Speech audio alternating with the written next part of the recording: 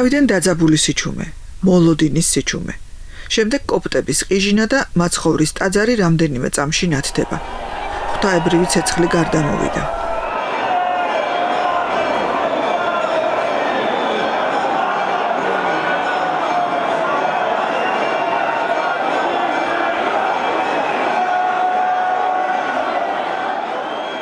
ორმოცდღიანი მარხვა დასრულდა. სიკეთემ კიდევ ერთხელ გაიმარჯვა ბოროტებაზე. სიცოცხლემ კიდევ ერთხელ დაამარცხა სიკვდილი. ქრისტე აღსდგა. ქრისტე აღსდგა. ქრისტე აღსდგა. ქრისტე აღსდგა. მაცხოვრის ბრწყინვალე აღდგომა მართლმადიდებლურ დღესასწაულთა შორის თავისი მნიშვნელობით უდიდესია. რიტუალებით კი ყველაზე ლამაზი, ფერადოვანი და რაღაცნაირად სახალხო. მწვანე ჯეჯილი, წითელი კვერცხები და პასკები ყველგან, ოჯახებში, ტაძრებში, სასაფლაოებზე. აღდგომის დღესასწაულს თანამედროვე სახე მხოლოდ მე-4 საუკუნეში მიეცა. ნიკეის პირველმა მსოფლიო საეკლესიო კრებამ 325 წელს დაადგინა ზეიმის აღნიშვნა გაზაფხულის ბუნიობის მომდევნო კვირას, იუდეველთა პასექის დასასრულს, უთუოდ მისგან განცალკევებით და კვირის ბოლოს. მას შემდეგ სააღდგომო ლიტურგია და ლიტანიობა საქართველოში მოქმედ ყველა მართლმადიდებლურ ეკლესიასა თუ მონასტერში ტარდება. წელსაც ტრადიციულად უამრავი ადამიანი დაესწრო პატრიარქის ქადაგებას და სააღდგომო ეპისტოლეს, რომელიც ამჯერადაც სიკეთეს, მშვიდობას, სიყვარულს, ადამიანის სიცოცხლეს ეძღვნებოდა. დღესასწაულთა შორის დღესასწაულს ქრისტეს მკვდრეთით აღდგომას გილოცავთ. ღვთისწყალობა არ მოკლებოდეთ მორწმუნენო.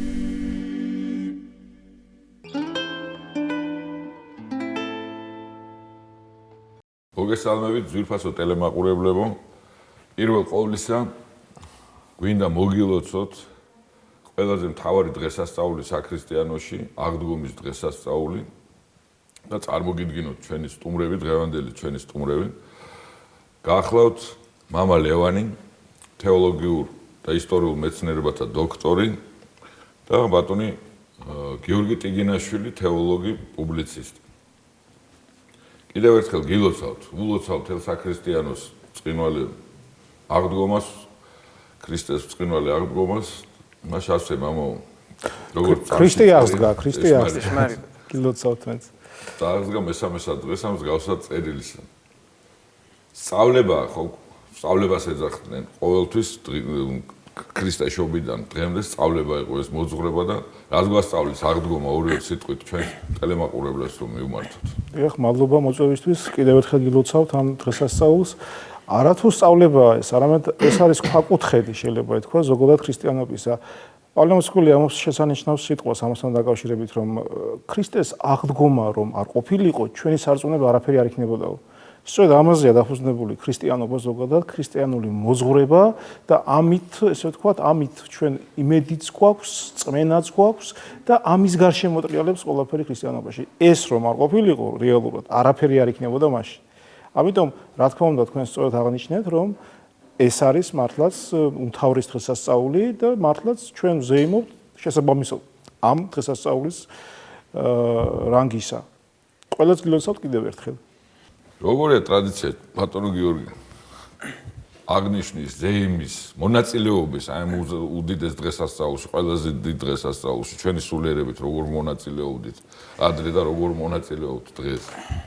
ვიდრე უშუალოდ საკუთრივ აღდგომის დღესასწაულის საზეიმო განწყობაზე ვისაუბრებდით და ტრადიციებზე და ადაწესებზე თუ ზნეჩვეულებებზე, რომელიც კონკრეტულად ამ დღესასწაულთა დღესასწაულს უკავშირდება, ალბათ უპრიანი იქნება, რომ მარხვამ მოვიხილოთ, რომელიც არის წინარე სამზადისი პერიოდი შეგებებისა ამ დიდებულ მოვლენასთან, რასაც აღდგომა გულისხმობს საკუთარ თავში.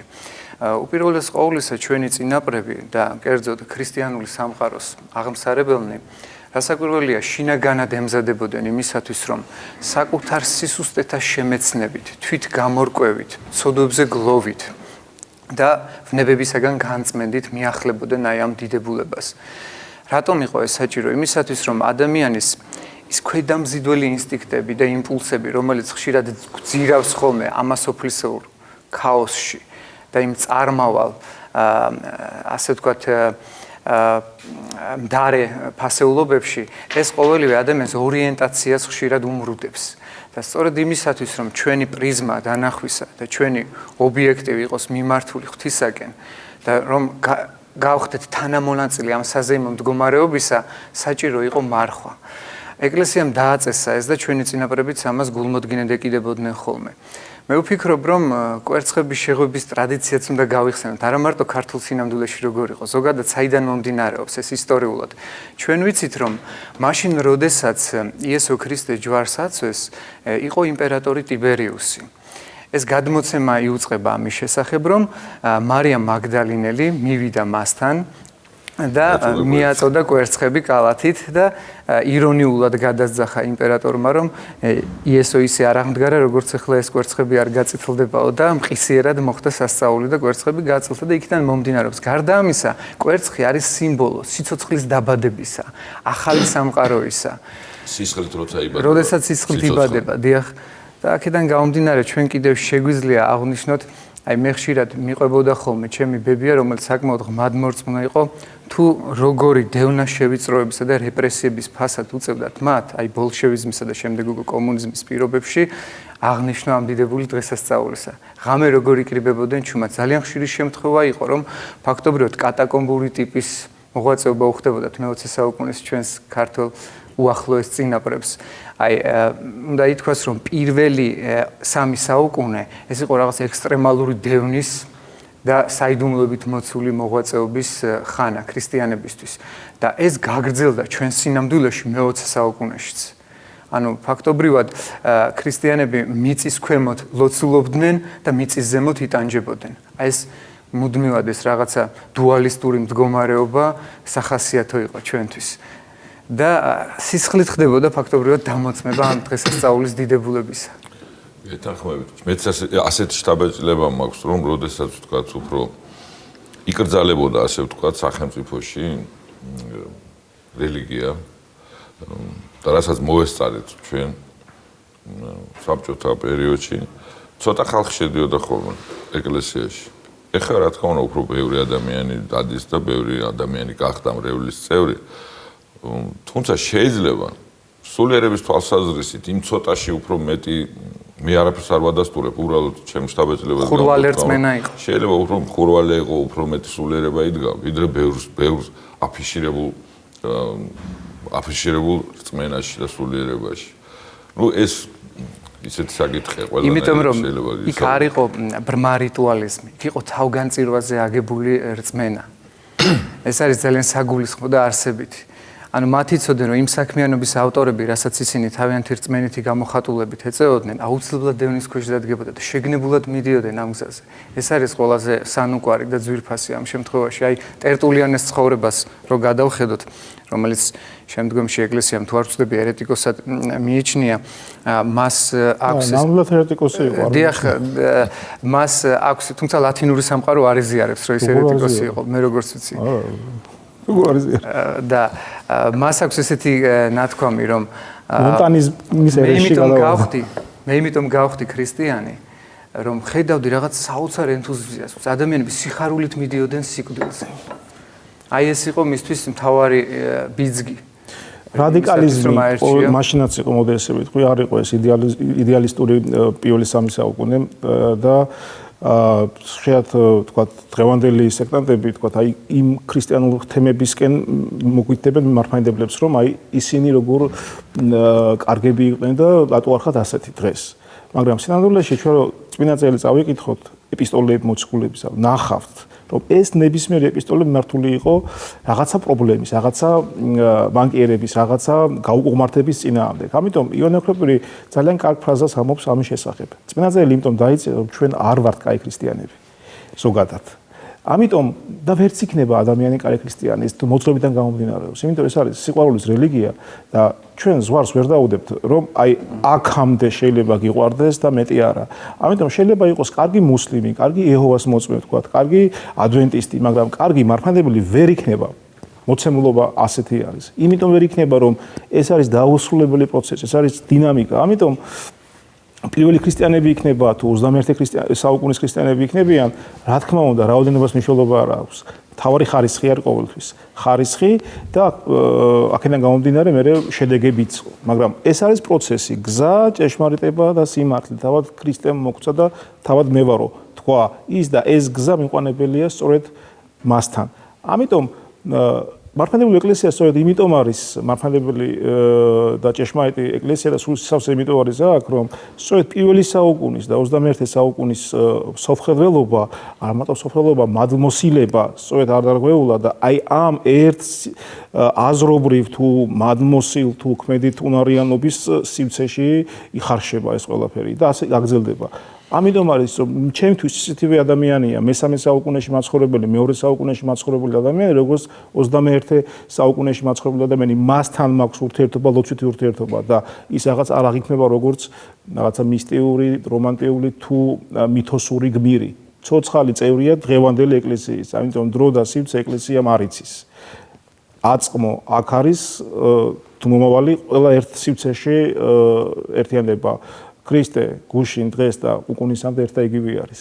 ამიტომ აღდგომა ამას აერთიანებს. ეს არის დასაბამი ყველა იმედისა, ყველა დაპირებისა და ყველა მოლოდინისა აღდგომა. ამიტომ ჩვენც აღდგებით როცა იქნება. ოღონდ ვის ვინ როგორ და რისთვის. ესეც მნიშვნელოვანია. ყოველ შემთხვევაში უკვდავების დასტურია. ეს დასტურია უკვდავებისა, იმიტომ რომ ადამიანი შექმნილია ღვთისა თავის ხატად და მსგავსად და ის განწირულია, მოდი შეიძლება ესე ვთქვათ, დედის მუცელს ჩასახვიდანვე მარადისობისთვის. მარადისობისთვის. ეს ამშვენიერება მარადისობისთვის როცა არის ადამიანი განწირული. ძალიან მართლა შევეკარო ესეთ მახვილგონივრული ნათქვამი არის. გეთახმებით, მეც ვფიქრობ, რომ ეხლა ჩვენ საზოგადოებაში ხანდისხან სწორად ჩემი აზრით ყოველ შემთხვევაში არ არის ხოლმე სწორად აღქმული ესა თუ ის წმინდა გადმოცემა. იგივე ღვთისმშობლის წილხდომილება, რომელიც თითქმის ბოლო 25 წელია მუდმივად გაისმის ჩვენი მოსახლეობის ფრაზეოლოგიაში, მეჩვენება, რომ ამ პარტავნების და ღვთისრჩეულობის ნიშნად მიიღო, მესიანისტურ იდეად მიიღო ჩვენმა ხალხმა, ხალხის ნაწილმა, ასე ვთქვათ, ვიდრე პასუხისგებლობა დაგიქვა, ხო? მეორე მხარეც ხომ აქვს ამას, რომ იქნებ ისეთი მძაფრი მოწინააღმდეგე იყავი ქრისტიანობის, რომ მოციქულიც ვერ შეძლებდა შენ მოქცევას და ამიტომ ღვთისმშობელი და დასჭირდა შენს მოქცევას და სრულად არ მეტყველებს ეს შეიძლება მასზეც, რომ შენ ხარ ყველაზე გამორჩეული და ეს საერთოდ არ არის მე მგონი ქრისტიანული ზნეობრივ სივრცეში რომ რომელიმე ერი თავად ერი ირჩევს ჭეშმარიტებას. რა თქმა უნდა არ არის ელინი ხომ არ არის დაწვეთილი და დაუცვეთავი ეკლესიაში ყველანი ქრისტეში ვართ ასე გვასწავლის თვითონ. მინდა პეტრე მოციქული ამბობს ჭეშმარიტად ზმანო ღმერთში არ არის მიკერძოება. რადგან აი წარსულსაც შევეხეთ მე მინდა რომ გავიხსენოთ თქვა ჩვენ ტრადიცია რადგან ვახსენეთ თქვა კულტურული ტრადიცია, მოდით ასე ვთქვათ, ცივილიზაციის ჩვენი ტრადიცია რა გადმოგვეცა, ხო? ხშირად ვახსენებთ ხოლმე ჩვენ საუბარშიც არა, რომ უცხოელი მეცნიერები, ისტორიკოსები, კვლევარები, მოღვაწეები ძალიან აღმატებით ხარისხში ახასიათებენ ჩვენს წარსულს, გნება ვთქვათ ისტორიის მამა მიჩნეული ჰეროდოტე. ხო, ძველი წელთაღრიცხვის მე-5 საუკუნეა. იგივე აპოლონიუს როდოსელი, იგივე პირველი საუკუნეა სტრაბონი, როგორ კრამიტით დახურულ შენობებს და არქიტექტურულ ნიმუშებს აღწერს კოლხეთში. აი ეს ტრადიცია, რა თქმა უნდა, მაშინ განვითარების ხარისხი და საფეხური იყო ძალიან მაღალი აქაური მოსახლეობის, ვინც მაშინ სახლობდა დღევანდელი საქართველოს ტერიტორია, ვისაც ეკავა მაშინ. ჩვენს წინაპარს, რა თქმა უნდა. ეს ტრადიცია გადმოგვეცა საუკუნეებში, ეს ცივილიზაციის მიღწევები, ეს მაღალი საფეხური ჩვენი ცივილურობისა და მოვედით დღემდე და მოვედით დღემდე რის თქმა მინდა იცით აი თქვენ როგორც ბრძანეთ მამა მართლმადიდებლობას გაუსვით ხაზი და მე კი ხანდახან მოვისაკლისებ ხოლმე იმ სიტყვას რომელსაც ქრისტიანი ქვია ჩვენ ბოლო 10 წლეულებში თითქოს გაქრა ეს სიტყვა ფრაზეოლოგიდან ლექსიკიდან დაიკარგა ქრისტიანი და მას ჩაენაცვლა მართლმადიდებელი ამით მე მგონი რომ საგანგებოდ ხაზი ესმება იმას რომ ჩვენს მეტი არავინ არის ქრისტიანი ქვეყანაზე და ამას იმიტომ ვამბობ რომ ვისაუბროთ თემაზე აი როდესაც თქვა ახლა რუსეთის პატრიარქის და რომის პაპის შეხვედრა შედგა და ეს დიალოგი რომსა და კონსტანტინოპოლს შორის სიმბოლურად პირობითად ვამბობ ცდელობა უფრო გაღრმავების ამ დიალოგის ალბათ ამას უნდა ნიშნავდეს ეს შეხვედრა მეც გამიჩნდა ჩემი ემოცია ამასთან დაკავშირებით რომ დავწერე კიდეც ერთ-ერთ სტატიაში რომ შეხედეთ ჯვრის მონასტერს და დაინახავთ ვინ ემემკვიდრა ბიზანტიას უბრალოდ რუსეთი არ მგონია რომ არის ერთადერთი მემკვიდრე ბიზანტიის და საქართველოს აქ ამ დიალოგში თავისი ძალიან მნიშვნელოვანი ნიშა შეუძლია რომ გამოკვეთოს ვინაიდან ჯერ ერთი მოდი ასე ვთქვათ ბიზანტია უფრო ჩვენი ტერმინია და გვიანდელი ტერმინია ჩვენ ვართ რომის იმპერიის აღმოსავლეთ ნაწილი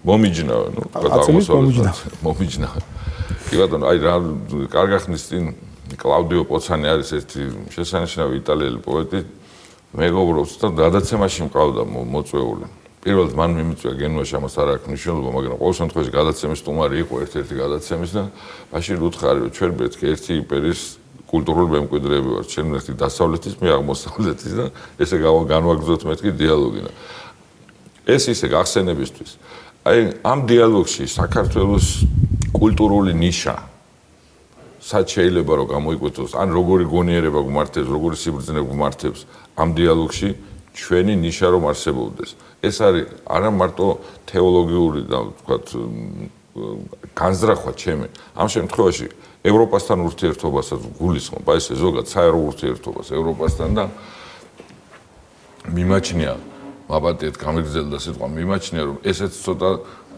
არა ჯანსაღად აღიქვა ქართული საზოგადოების ამა თუ იმ ნაწილმა როდესაც ვთქვათ ევროპა დაინახეს მხოლოდ ერთსქესიანი ქორწინებით ძალიან ღრმა არის ხომ და მეთანხმებით ძალიან დიდი შინაარსი აქვს და ბევრი სიკეთის მოცემა შეუძლია საქართველოსთვის თუნდაც საგანმანათლებლო სისტემით თუნდაც სამოქალაქო შეგნების გზაზე შრომის მოყვარეობით დისციპლინით მოწესრიგებულობით ყოველდღიური ყოფითი პრობლემატიკის მოგვარებით უამრავი საინტერესო და სიღრმისეული სივრცეები იხსნება ევროპაში რომელიც აბსოლუტურად დადებითად შეიძლება გამოადგეს მასთან ახლო ურთიერთობაში მყოფ ჩვენ ქვეყანას და ამდენად მნიშვნელოვანია ეს ყველაფერი ჩემის აზრით ხვალინდელი დღისთვის ძალიან ბევრ საკითხს და ძალიან საინტერესო თემებს შეეხეთ ბატონ დავით და აქ უნდა გავმიჯნოთ ამდენიმე საკითხი რომ უფრო სიცხადე შევიტანოთ ჩვენ საუბარში რა თქმა უნდა თვითონ ის ფაქტი რომ ჩვენ სახელმწიფოებრივად დღევანდელი ისწრაფის ევროპული რაღაცა გაერთიანებისკენ ეს თავად სწრაფვა ზოგადად ეს არ არის მარტო დღევანდელი მოდი ესე ვთქვათ სურვილი თუ მოცემულობა არათუ სწრაფვა არამედ საქართველოს ყოველთვის მოდი ესე ვთქვათ თავისი ინტელექტუალური თუ აზრობრივი სივრცით ყოველთვის ევროპაში იყო არათუ ინტელექტუალური და აზრობრივი არამედ რეალურად ისტორიული კუთხითაც ეს იქნება ანტიკური პერიოდი იქნება თუ მით უმეტეს ცივილიზაციას შეეხეთ თქვენ 2000 წლოვანი ქრისტიანული ცივილიზაცია რომელსაც ყველაფერი შეცვალა დედამიწაზე და განსაკუთრებით რომის იმპერიის მთელ ევროპულ ნაწილზეც და არა მარტო ევროპულ ნაწილზეც არა ჩვენ უადრესი პერიოდიდანვე ჩვენ უადრესი კი არა როგორც კი ვთქვათ ხდება რომში ქრისტიანული ფესვების გაღრმავება ასევე ხდება აქაც ეს არქეოლოგიურ მასალად ადასტურებს ამას ჩვენს რეალობაში თან იდენტური რეალობა არის ერთ-ერთი ქვეყანა სადაც ქრისტიანობა სახელმწიფო რელიგიად ყველაზე ადრე გამოცხადდა სოფლიოში ამიტომ ჩვენ ანტიკური პერიოდი იქნება ეს თუ ქრისტიანული ცივილიზაციის უკვე აგერ 2000 წლოვანი პერიოდი იქნება თუ არა ჩვენ და მენტალური საზღვრებო სივრცე ჩვენ ყოველთვის ვიყავით ევროპულ სივრცეში იმადზე მეტად თუ გნებავთ ეს არის რაღაცა ფსევდოპატრიოტული გაუნათქვამი ეს ისტორიკოსის ხედვა არის მოდი ესე ვთქვა იმადზე მეტად ვიდრე ბევრი ევროპული ქვეყანა რომელიც ამ ყველაფერს გაცილებით მე-10 საუკუნის მერე ეზიარა. ამიტომ მოდი ესე თქვა ჩვენი გეზი თუ სვლა ევროპული ცივილიზაციისკენ დღევანდელი გაგებით ეს არ არის მოდი ესე თქვა თუნდაც დღევანდელი პოლიტიკოსების ახირება ეს არის მოცემული რომ ჩვენ მუდამ აქ ვიყავით ბოლოდ ჩვენ ევროპული ცივილიზაციისკენ კი არ ვისწრაფით ეს არის უკვე აქ ევროპული მოდი ესე თქვა პოლიტიკური გაერთიანებებისკენ ვისწრაფით ეს მე მგონი სხვადასხვა მხარე არის. ალბათ იმიტომ რომ ეს ცივილიზაცია არის და ამიტომ, მაგრამ ამას მნიშვნელობა არ აქვს. ჩვენი დღევანდელი სახელმწიფოების სწრაფვა არის პოლიტიკური გაერთიანებებისკენ ევროპული და არა ზოგადად ევროპული ცივილიზაციისკენ. თუმცა რა თქმა უნდა ეს გაერთიანებები პოლიტიკური იძლევა იმ საშუალებას რომ დღესაც ჩვენ დავკარგეთ, ესე ვთქვათ, იგივე ყოფით დონეზე იქნება თუ ეს ვთქვათ, შევიძინოთ, აღვიდგინოთ. გასაგებია მის სამნელია. მეორე საკითხი, მეორე პლანი, რომელიც თქვენ წამოწიეთ, ეს არის, რა თქმა უნდა, ეკლესიათა შორის ურთიერთობა და ეს თითქოს ეს არის კიდევ ერთი არხი, კიდევ ერთი კავშირი ევროპულ ცივილიზაციასთან. შეიძლება ამგვარად გაგებულიც იყოს ეს, თუკი ჩვენ ეკლესიურ ურთიერთობებს ლაბალაკია ცხადია კათოლიკურ და მართლმადიდებლურ ეკლესიებს შორის და თქვენ ძალიან კარგად აღნიშნეთ, რომ დაიკარგა ქრისტიანობაო, მართალია ეს სამწუხარო რეალობა არის, ეს ისტორიული მოცემულობაა სამწუხაროდ, რომ გაემიჯნათ ერთმანეთისაგან ამა თუ იმ აღსაებლობის, თორემ მართლმადიდებელი ტერმინის, კათოლიკე ტერმინის, არის ქრისტიანული ტერმინები, ერთი აღნიშნავს სწორ და კარგ დიდებასთვისაც, მეორეს საყოველთაო ეკლესიურობის საყოველთაო პრინციპს. თორე პრინციპში ერთია ეკლესია, ზოგადად ერთი წმინდა კათოლიკე სამოციქულო ეკლესია. ეს პრინციპი, მაგრამ იქიდან გამომდინარე, ახლა ამაზე აღარ დავწურმანდები და დიდი რომ ამას თუ რატომ და როგორ მოცემულობა ამგვარი, თორე მართალი ხართ, ჩვენ ვართ ქრისტიანები, ცხადია. უბრალოდ ჩვენ ვამატებთ, რომ აი ჩვენი ქრისტიანული მიმდინარეობა არის სწორი დიდება ღვთისა. ეს შეიძლება საკამათო იყოს ხებისა, სხვა მათ პრობლემა არის, ჩვენ პრობლემაც არის, ცხადია, მაგრამ ეს სხვა თემა არის, მაგრამ რაც შეეხება ურთიერთობებს, ეკლესიურ ლოგურ ურთიერთობებს. ცხადია, როდესაც ეკლესიებს შორის პოლიტიკური თუ საღვთისმეტყველო მიზეზების გამო მოხდა დაშორება 1000 წელზე დაშორება, ხო, თითქმის ლაპარაკი, ხო? იქ დღესდღეობით ლაპარაკი თეოლოგიურ ასპექტებზე რაღაცა ურთიერთობაზე და გაერთიანებაზე დღეს სამწუხაროდ ძალიან რთული და წარმოუდგენელი არის რაღაც ესეთი მსგავსი რაღაცა. მაგრამ ეს არ ნიშნავს იმას, ცხადია, რომ ჩვენ რაღაცა ყუკედელი ავაშენოთ ამ ხალხთან, ამ ეკლესიის, ამ ორგანიზაციასთან, ამ ეკლესიურ ორგანიზაციასთან და ჩვენ არანაირი კონტაქტი არ გვქონდეს. უამრავი თემაა თანამედროვე რეალობაში, თანამედროვე სამყაროში, რომელიც საციცოცხლოდ მნიშვნელოვანი არის ყველასთვის. ქრისტიანების ვის თავს ქრისტიანს ეძახის, ხო? უწოდებს. ეს იქნება სოციალური მსახურება იქნება, ტერორიზმი იქნება, თუ აგრესიული ათეიზმის ეპოქა, რომელშიც და პოსტმოდერნიზმის და მისი ნებისმიერი ფასულების რღვევის ეპოქა იქნება. რა თქმა უნდა, აი ამ ხრივ უამრავი ასპარეზი არის, რომ თანამშრომლობა შესდგეს. უამრავი, მაგრამ სამწუხაროა, მე ამას არ ვამბობ ნიშის მოგებით, ეს არის დიდი ტკივილი და ყოველთვის ეკლესიის ისტორიაში მამების პოზიცია ამგვარი იყო, არ იყო ეს ნიშის მოგებითი პოზიცია, რომ აი რაღაცა ჩვენ უფრო მართლები ვართ და თქვენ ასეთები, არა, ეს იყო გულის ტკივილით ყოველთვის აღნიშნული, რომ აი ასეთი რაღაცა მოხდა. ეს იყო ტკივილი და ამიტომ მეც სწორედ ამ პოზიციიდან საუბრობ, რომ რა თქმა უნდა ეს ნეტავშეძლებელი იყოს, მაგრამ მოცემულობა დღევანდელი რეალობა ის არის, რომ ამაზე წარმოუდგენელი არის, იმიტომ კი არა ეს შეუძლებელი არის. უბრალოდ მოცემულობა იმდენ დიამეტრალურად დაშორებული არის ამ ორი ეკლესიის სწავლა-მოძღვრება, რომელიც შემადგენელს შეადგენს თითოეული ეკლესიის, ანუ საფუძველი არის, რომ ამაზე საუბარი დღეს ეს არის მოდი ესე ვთქვათ, ხოლმე პოპულისტური შეიძლება თუ ამაზე დაიწყო საუბარი და აზრს მოკლებული. ამიტომაც ამაზე არც კონსტანტინოპოლის პატრიარქს და არც მით უმეტეს რუსეთის პატრიარქს არ ქონდა რომ ეს რაღაცა საღვთისმეტყველო დიალოგი შედგეს. თუმცა ამაზე თქვათ იყო რაღაცა მინიშნებები რომ აი ხო არ დავიწყოთ ამაზე საუბარი, მაგრამ რეალობა მაინც სხვა არის. თუმცა კიდევ ვიმეორებ, შეხების წერტილები თანამედროვე სამყაროში ერთობლივი მოქმედების თუ ერთობლივი რაღაცა ქმედებების განხორციელებისა რა თქმა უნდა არსებობს და ეს ყველა ეს შეხების წერტილი უნდა ამოქმედეს და გამოყენებული იყოს. დაშორება დიდია, მამო, გეთახმებით, ალბათ ამდენი საუკუნე გავიდა მას მერე, მაგრამ თავარი საერთო ხომ დარჩა. მე ვგულისხმობ ამას, რომ რაც საერთო დარჩა, იმაზე უფრო ხშირი იყო საუბარი, ვიდრე მარტო იმაზე საუბარი, რაც გვაშორებს. საერთო ისტორია დაგვრჩა. საერთო ისტორია დაგვრჩა და ამავე დროს ბატონ დავით საერთო დაგვრჩა მტერი. მტერი და მოწინააღმდეგე არის საერთო მუდმივად ამ შემთხვევაში მით უმეტეს სადღეისო დროცა ღირებულებათა რელატიურობის ხანაში გვიწევს ცხოვრება, როცა პოსტმოდერნიზმი ეს არის რაღაცა ფასეულობების უნივერსალიზაციის ხანა, რომელიც ფაქტობრივად აი ამ გნოსტიკურ მატერიალიზმს ამკვიდრებს, სადაც არის წუთისოფლისეულის სული გამეფებული და პირდაპირ წინააღმდეგობაში მოდის სამართლებრივად ქრისტიანობასთან. რა თვალსაზრისით? ჩვენ ხშირად ვსაუბრობთ ხოლმე თუ სეკულარულ სახელმწიფოზე. დიახ, სეკულარულ სახელმწიფოზე ვლაპარაკობ და ამავე დროს ლიბერალიზმის იმ პრინციპებზე, სადაც გარკვეულწილად და დიდი დოზით რასაკვირველია ქრისტიანობასთან თანხვედრაშია, როგორც დაუშვათ თავისუფლების იდეა, როგორც პატივისცემა, როგორც მოქალაქეობრივი სიმწიფე, როგორც დაუშვათ თავაზიანობა, ეთიკა და ასე შემდეგ, მაგრამ არ არის ასკეზა. არ არის ვალდებულებები, მაგრამ არის უფლებები. აი, არის კიდევ ერთი პრობლემა. მაგალითად, ლიბერალიზმის საზომი, თუ კი ქრისტიანისთვის არის იესო ქრისტე, ასე ვთქვათ, უზენაესი შთაგონება და შუქი ყოველგვარი უკეთურების გამოჩინების გზაზე, ლიბერალისტვის ეს ასე არ არის. და იქ ასე ვთქვათ, განსაზღვრელი ბარომეტრი არ არსებობს, თუ რა არის უზნეო და ანტირელიგიური და რა არის ასე ვთქვათ რელიგიური და ზნეობრივი. ამაში სამართლებრივად ნეიტრალობის პრინციპიდან გამომდინარე, რაც ლიბერალიზმს ახასიათებს, პირდაპირ კონფლიქტურ წინააღმდეგობაში მოდის ქრისტიანობასთან. ეს არსებითად სხვადასხვა მდგომარეობაა სამწუხაროდ.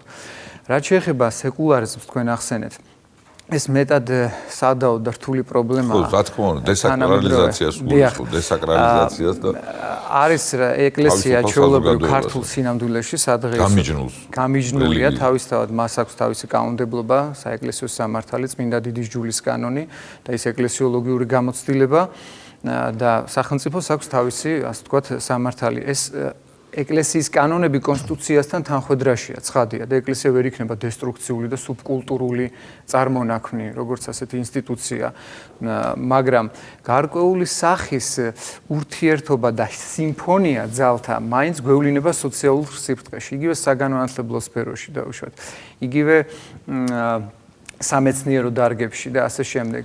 მაგრამ მთლიანობაში ადმინისტრაციული მოწყობის თვალსაზრისით იურიდიულად რა თქმა უნდა ეს ორი ცალ-ცალკე არსებული სუბიექტია, ერთს აქვს თავისუფლად წარმოების უფლება, რომ დემოკრატია იქნება ტოტალიტარიზმი, ლიბერალიზმი თუ ავტორიტარიზმი დაამკვიდროს, ეკლესიას აქვს თავისი ამოცანები, რომ მისიონერობა გაწიოს და იქ ადაგოს. მაგრამ ნებისმიერი პრობლემის დაძლევის გზაზე ეკლესია ისეთივე უძლური უნდა იყოს, როგორც ღმერთი და როგორც სინდისი, რომელიც ურჩევს, არიგებს და შეაგონებს და არამც არ ძალმომრეობს. ესე იგი, ეკლესიისთვის ყველაზე მთავარი ბერკეტი, ლეგიტიმური, ასე ვთქვათ, ძალაუფლებისა არის მხოლოდ ვერბალური, ანუ მქადაგებლობითი და მეორე, პირადი ჯანსაღი ცხოვრების წესის გამოხატულება. სხვა რაიმე სახის რეგალია ღვთივბოძებულად ეკლესიას არ გააჩნია პრობლემათა დაძლევის გზაზე. ამდენად, როდესაც ჩვენ საუბრობთ ეკლესიისთვის რა არის მისაღები, დაუშვათ და რა არის მიუღებელი, ასე უნდა დავსვათ ფორმულირება, რომ ქრისტიანი ადამიანი პატივსცემს ნებისმიერის არჩევანის თავისუფლებას, როგორც ღვთივბოძებულ ფუნდამენტურ უფლებას, მაგრამ იმავდროულად კვლავ ღვთივდადგენილი ნორმების შესაბამისად რჩება ავტონომიური მოიწონოს ან არ მოიწონოს გაკეთებული არჩევანი. თანახმად პავლე მოციქულისა, რომელიც ამბობს, ყველაფერი ნებადართულია ჩემთვის, მაგრამ ყველაფერი როდი მრგებს. გესმით, აი ყველაზე მთავარი მონაპოვარი რა არის სამყაროსი და ქრისტიანობა რატომ არის ესეთი დიადი, ბრწყინვალე და ენით გამოუთარგმანებელი მშვენიერება, რომ მან ადამიანი აიყვანა საოცარ სიმაღლეზე, მისცა თავისუფალი ნება, როგორც წმინდა ბასილი დიდი ამბობს, უხელმწიფები ეს ღმერთსა კაცინებასა ზედათვისა. ანუ თვით თავადია ადამიანი. მას აქვს არჩევანი. ადამიანი არ ემორჩილება რაღაც აუცილებლობის კანონს და არ ცხოვრობს იმპულსური ინერციით. მას შეუძლია გაარჩიოს კეთილი და ბოროტი, მაგრამ ეკლესია აკრძალვებზე მაღლა დგას. ის გეუბნება უბრალოდ რა არის სასარგებლო და რა ურგები და შენ უკვე აკეთებ შესაბამის ასე ვთქვათ არჩევანს. მე ვფიქრობ, რომ სეკულარულ სახელმწიფოში უფრო თავისუფალია ეკლესია, იმიტომ რომ ხშირად არის რა ტრადიცია ასეთია კლასიკა, რომ სახელმწიფო, ანუ ხელისუფლება ცდილობს ხოლმე ზეგავლენის მოპოვებას ამა თუ იმ ეკლესიაზე და ანუ არაერთი საცეცებია ერთგვარად. ხო, რა თქმა უნდა. ამ შემთხვევაში თავისუფალი ეკლესია უფრო მაღალ ავტორიტეტს ინარჩუნებს, ვიდრე თქვა მოდით ასე ვთქვათ, დაქვემდებარებული. თავისუფალის და დევნილი ეკლესიაც უფრო პროდუქტიული და ნაყოფიერია ყოველთვის. ვინ შექმნა ეკლესია რეალურად, აი გადავხედოთ ამ 2000 წლოვან ბატალიებს და მარათონს, რეალურად ამ სარბიელს.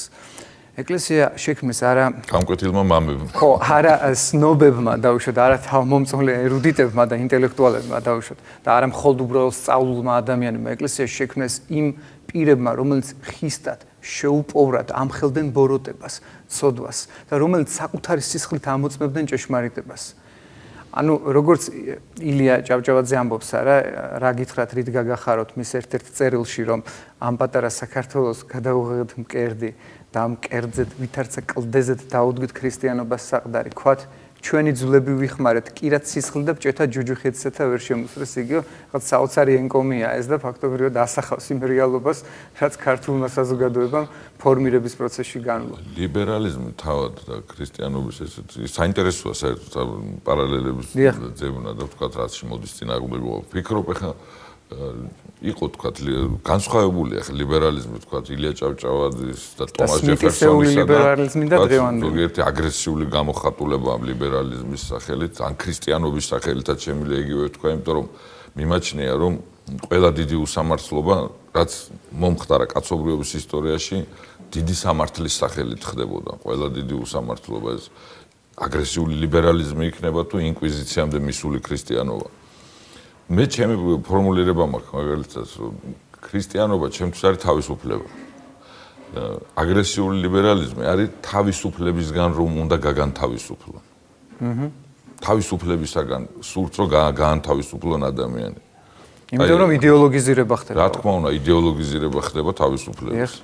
და რელიგიის იდეოლოგიზირება. რელიგიის ხარისხში აღავთ თუნდაც იდეოლოგიზირებული რელიგია, ასე ვთქვათ. აი, მე კიდევ რომ მიუბრუნდეთ ჩვენ საკითხს, რომელიც ამოვიდა უბრალოდ მსჯელობის ზედაპირზე. აი ვფიქრობ, რომ ჩვენი საზოგადოებისათვის ძალიან მნიშვნელოვანი იქნება რა, ჩვენი მოკრძალებული წვლილი თუ შევიტანეთ ამ გამორკვევაში ადამიანის ჩვენი მოქალაქის უბრალოდ.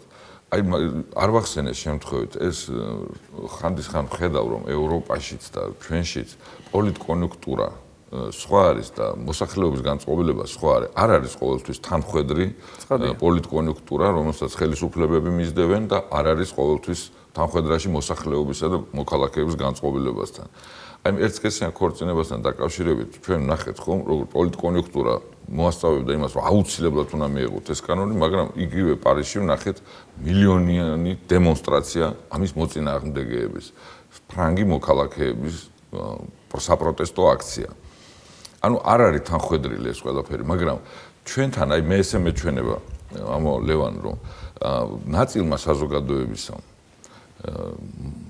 გააპროტესტა ევროპასთან ურთიერთობა, ნაწილი საზოგადოების პირიქით აღფრთოვანებული. დემონიზაციას ახდენს, ნაწილი აღშფოთდა, ნაწილი აღფრთოვანდა, მაგრამ ორივეს აღფრთოვანებულსაც და აღშფოთებულსაც ერთი სათავე ამოძრავებს, ორივეს გონია ევროპა ერთსქესიანი ქორწინება და მეტი არაფერი.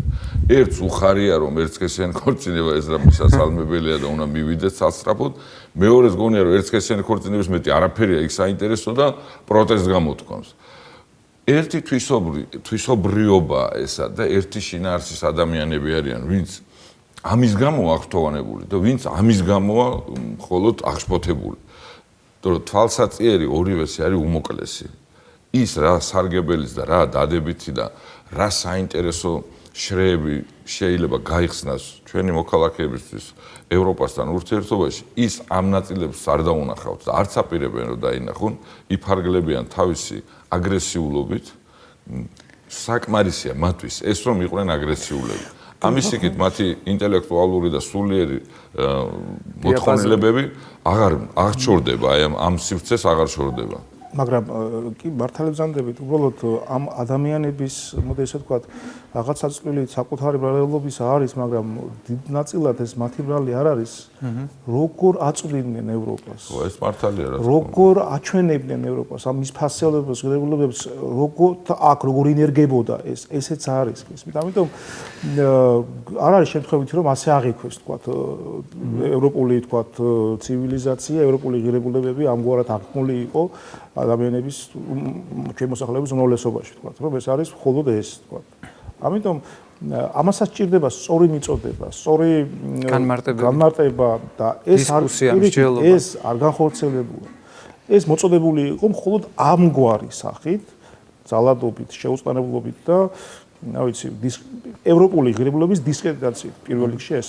მათ შორის დემოკრატიული, ლიბერალური ღირებულების რაც ფასებულია ამისი პირუყუღმა წარმოჩენით და ერთ ადამიანზე მორგებით. ამიტომ გასაკვირი არც უნდა იყოს, რომ სწორედ ესეთი პოლარული შეხედულება არის, თუნდაც ერთი და იგივე საკითხის მიმართ. თან ჩვენ გვახსოვთ რა ბატონ დავით, რომ სულ ახლახანს აგერ 21 საუკუნის გარიჟრაზე, ასე ვთქვათ, საქართველოში შთაგვაგონებდნენ, რომ ვარდების რევოლუციის შემდეგ ევროპეიზაციის რაღაცა პროგრესის და წინსვლის დინამიკა გაჩაღდა და თითქოს ეს განვითარების გზა დაიწყო. ეს რა თქმა უნდა იყო ძალიან უტიფრული განცხადება, რომ ვითომ და რომელიმე პოლიტიკურ ძალას ჰქონდა ექსკლუზივი ევროპეიზაციაზე. მით უფრო რომ გადავხედოთ საქართველოს ისტორიას, რამდენი ცდილობები ჰქონდა და რამდენი იდენტური ნათესაური კავშირები დასავლეთთან, ეს კიდევ ცალკე თემაა და შორს წაგვიყვანს. მაგრამ ჩვენ ასე გვასწავლიდან, განსაკუთრებით ჩემს თაობას. და ჩვენ ხედავდით რას, რომ ერთის მხრივ დაუშვათ დიპლომატიური კორპუსი, დასავლეთში არსებული სანაკებო ექსპერტები, ანალიტიკოსები და პოლიტოლოგები, როდესაც კი საქართველოში იმყოფებოდნენ, ამბობდნენ, რომ ხედავენ წინსვლას, პროგრესს, განვითარებას, ადამიანების, ესე იგი, უზრუნველყოფილ ცხოვრებას, სოციალურ სიმწიფეს, ხედავენ სამოქალაქო მსოფლმშეგნების ამაღლებას და პარალელურ რეჟიმში ის ილუზორული საქართველო, რომელსაც ისინი სახავდნენ, სინამდვილეში იყო დაჩიავებული, ღირსება შელახული, პატივაყრილი, საკუთრების სიცოცხლის, გამოხატვის თავისუფლება დაკარგული. მოსახლეობის 20% იყო პოტენციური თუ რეალური პატიმარი, სახელმწიფოში მასმედია იყო აბსოლუტურად დამონებული, სასამართლო დაჩოქილი, მოსამართლე იყო ნოტარიუსი, პროკურორი იყო, ასე ვთქვათ, მოსამართლე, ადვოკატი იყო მათხოვარი და აი ამ მოცემულობაში, აი ამ რეალობაში გვიწევდა ცხოვრება და ამან რა თქმა უნდა, ძალიან უკურიაქცია მოგცა და ამან იმუშავა მავანის წისქვილზე. იმიტომ გაჩნდა საქართველოში ჩრდილოვანი ტრფიალება, იმიტომ არის დღესაც რომ ისტერიული რუსოფილია, რომ მაინც და მაინც ადამიანებს აღარ უნდათ დასავლეთისკენ ლტოლვა და ეს განპირობებულია იქიდან, სწორედ რომ ეს უახლოესი წარსულის ხსოვნა და მეხსიერება ბუნებრივია დაილექა ჩვენთვის საკმაოდ დამაკნინებლად, ემოციურად ძალიან ტრაგიკულად და დრამატულად. ეს ბატალიები ჩვენ ყველამ გამოვცადეთ საკუთარ თავზე მეტნაკლებად სამოქალაქო საზოგადოებამ. ამდენად მათ არასწორად განგვიმარტეს ჩვენ ის რაც იყო ასე ვთქვათ აუცილებლად სულ სხვა რაკურსით განსამარტი. იმიტომ რომ ქმედებაში უნდა აღესრულებინათ ის, რასაც რიტორიკაში რეალურად იძახდნენ ტრიბუნებიდან. და სწორედ ამიტომ არის ის, რომ დღეს დემონიზაცია ხდება დასავლეთის და უფრო საკრალიზაცია და იდეალიზაცია ხდება ან ნეიტრალიტეტის იდეის, ან ისევ რუსეთთან შეერთებისა. ეს საკმაოდ მტკივნეული თემა და ვფიქრობ, რომ ამაზე საჯარო დისკუსიებია საჭირო და იგივე მედია მეოთხე ხელისუფლება, ასე ვთქვათ, ძალიან დიდ პასუხისგებლობას უნდა გრძნობდეს საკუთარ თავში და თითოეული ჟურნალისტი არა მარტო ეთიკის ქარტიას უნდა ეცნობოდეს და ელემენტარულ თავაზიანობის წესებს, არამედ თუ კი სახელმწიფოს აქვს თავისი ვექტორი, პლატფორმა და გეზი დასავლეთისკენ სწორად განგვიმარტონ, კვალიფიციური, კომპეტენტური პირები მოიყვანონ, სემინარები ჩაატარონ, ტრენინგები ჩაატარონ, უბრალოდ ლექციები, საუბრები ღია, უშუალოდ საზოგადოებასთან კომუნიკაცია და კონტაქტია საჭირო და არა ის ხიდით ჩატეხილობა, როცა კი ხელისუფალი ჩვენ არც კი გვიჯდებოდა დიალოგზე და დებატებში თუ სადისკუსიოდ გვახსოვს არა ეს რაღაცა მორატორიუმ თუ შეთქმულება რა დავარქვა რომ გამოგვიცხადა ნაციონალური მოძრაობის ლიდერებმა, როცა კი არ მოდიოდნენ სატელევიზიო ეთერით სასაუბროდ და მხოლოდ ოპოზიცია იჯდა და ვისმენდით მხოლოდ ვაებას. თავის მეხოთბეებს დაატარებდა ხოლმე ეს მათი მთავარი იდეოლოგია აქეთ იქ და ამდენად ეს ყველაფერი მრავალი კამერებით თავის გენიალურ გამოსვლას, აი ეს იქაური გამოძახილია და ის მეტასტაზებია, რომელიც უნდა ამოიკვეთოს.